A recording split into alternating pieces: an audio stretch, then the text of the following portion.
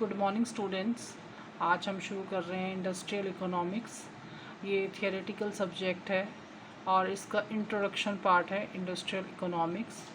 हम पहले भी डिस्कस कर चुके हैं सिलेबस वाइज कि इसमें कुछ वीके की कोई भी बुक अवेलेबल नहीं है और इसलिए हमें इसे with the help of internet and with the help of class notes हम ये सब्जेक्ट कंप्लीट करेंगे। सो आज स्टार्ट करते हैं introduction of industrial economics.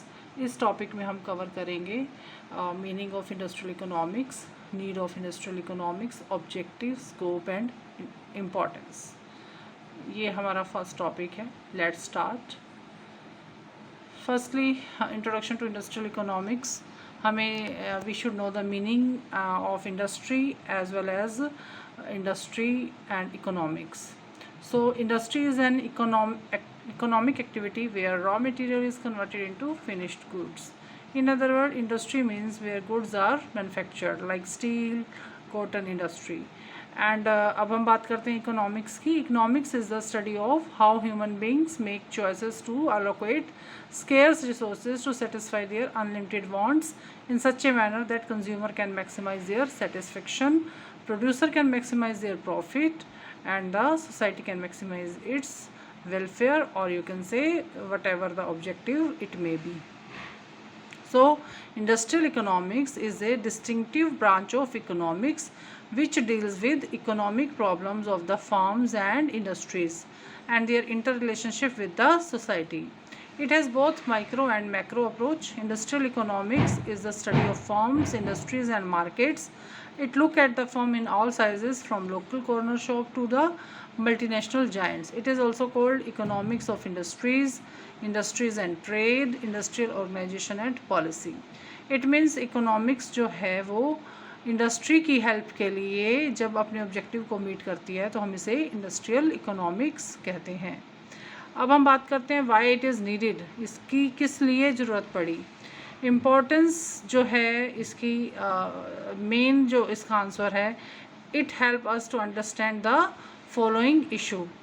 What are the following issues. First, the level at which capacity, output and price are set.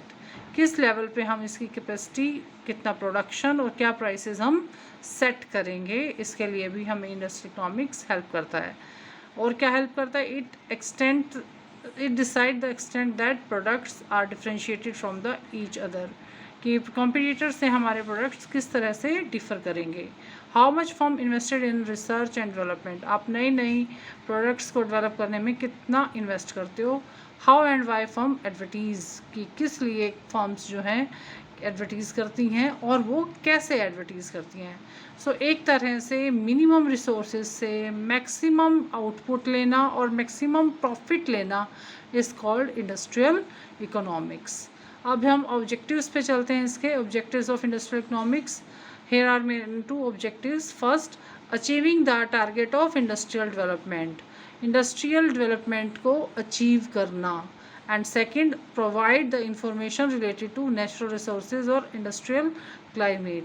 It means जो है हमें आसपास के वातावरण के बारे में या हमारे पास रॉ मटेरियल कितना अवेलेबल है वो सब चीज़ों के बारे में जो है इंडस्ट्रियल इकोनॉमिक्स हेल्प करता है. कि हमारा जो है if the industry is in Haryana तो हमें क्या क्या अवेलेबल होगा. If the industry is in you can say Bombay और it is in the Hyderabad, तो हमें ये पता लगता है कि हमारा आसपास का इन्वायरमेंट कैसा है, वहाँ पे क्या नेचुरल रिसोर्सेज हैं, क्या हमें लेबर का रेट क्या लगेगा, प्लांट एंड मशीनरी कैसे अवेलेबल होंगी.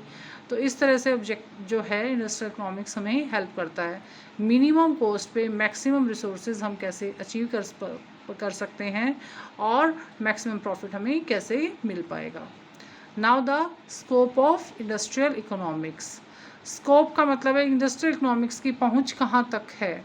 सो first one is industrial efficiency, industrial location, industrial finance, determinants of profitability, profit analysis, cost analysis, pricing theory and diversification.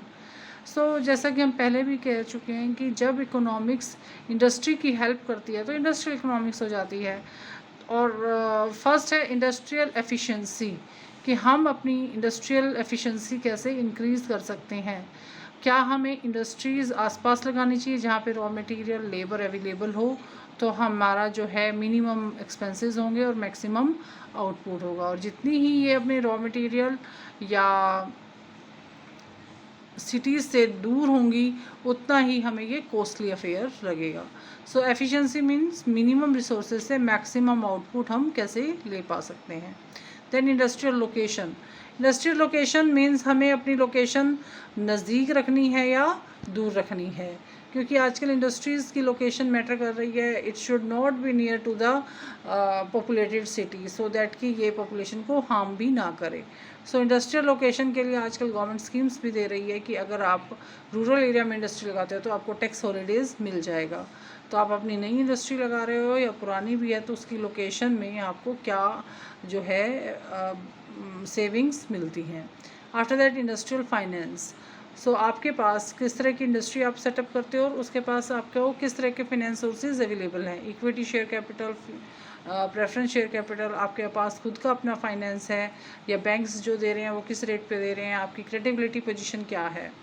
After that determinants of profitability. आपकी जो है profitability और ये next है जो profit analysis, ये ऑलमोस्ट सेम से ही है। प्रॉफिटेबिलिटी से इसकी प्रॉफिट अर्न करने की एबिलिटी, और उसके लिए हमारे पास प्रॉफिट को मैक्सिमाइज़ करने के लिए हमारा प्रोडक्ट भी क्वालिटेटिव होना चाहिए, प्राइस भी मिनिमम होने चाहिए और कस्टमर सेटिस्फेक्शन मैक्सिमम होना चाहिए। अगर ये तीनों हैं तो हमारी profitability will be the maximum. Profit analysis says कि हमारी जो कोस्ट जो है प्रॉफिट जो है कहीं ऐसा तो नहीं है कि हमें जो है क्रेडिट सेल्स की वजह से आ रहा है या it is from the cash sales. अगर क्रेडिट सेल्स हैं तो हमें और ज़्यादा इसको एक्सप्लोर करने की ज़रूरत होती है। आफ्टर दैट कॉस्ट एनालिसिस में हम ये एनालाइज करते हैं हमारी कॉस्ट डायरेक्ट ज़्यादा है या इनडायरेक्ट ज़्यादा है। डायरेक्ट कॉस्ट का मतलब है manufacturing cost of the product is more, और इनडायरेक्ट का मतलब मार्केटिंग और the office cost is more.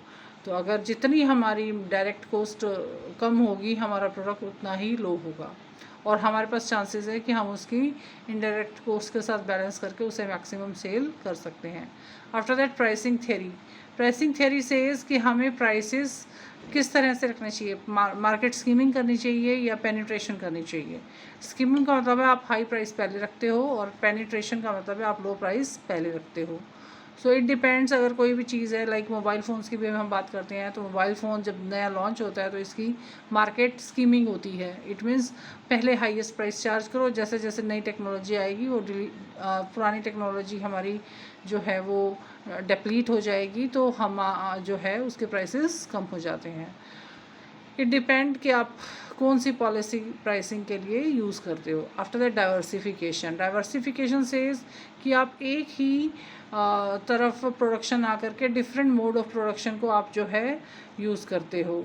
Like जो है हमारे विप्रो है वो फूड प्रोडक्ट्स भी बनाती है और कंप्यूटर प्रोडक्ट्स भी बनाती है, सो दैट कि अगर एक में लॉस चल रहा है तो दूसरे के प्रॉफिट से उसको कंपनसेट किया जा सके।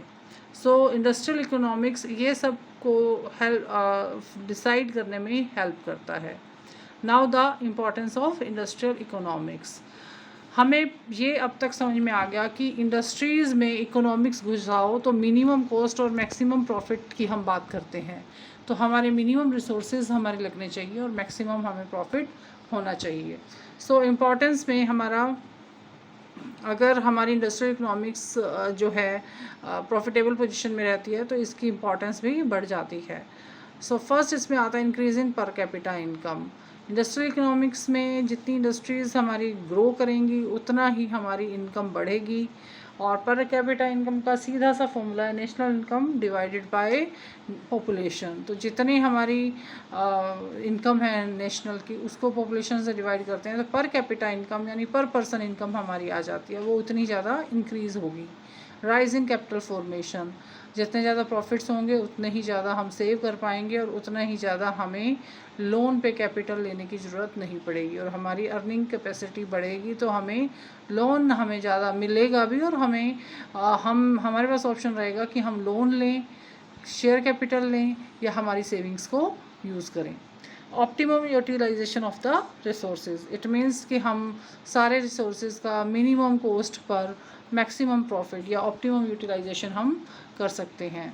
आफ्टर दैट प्रोवाइडिंग एम्प्लॉयमेंट, जितनी ज़्यादा इंडस्ट्रीज़ लगेंगी, safe and growing industries will create more employment opportunities for the general population. Stable economic growth, it means सारी इंडस्ट्रीज़ अगर हमारी अच्छी जा रही हैं तो हमारी इकोनॉमी की डेवलपमेंट और ग्रोथ जो है वो that will also be stable. Solving the problem of balance of payment, balance of payment का हमें बहुत अच्छी तरह से क्लियर है कि हमारे जो इम्पोर्ट्स और एक्सपोर्ट्स हैं वो इम्पोर्ट्स ज़्यादा हैं, एक्सपोर्ट्स कम है, तो बैलेंस ऑफ पेमेंट हमारा नेगेटिव हो जाता है। और एक्सपोर्ट्स ज़्यादा होंगे, इंपोर्ट कम होंगे, तो हमारे balance of payment will be positive. तो हमें जो है जितनी हमारी इनकम ज़्यादा होगी, हमारी बैलेंस ऑफ पेमेंट प्रॉब्लम भी उतनी ही जल्दी सॉल्व हो जाएगी।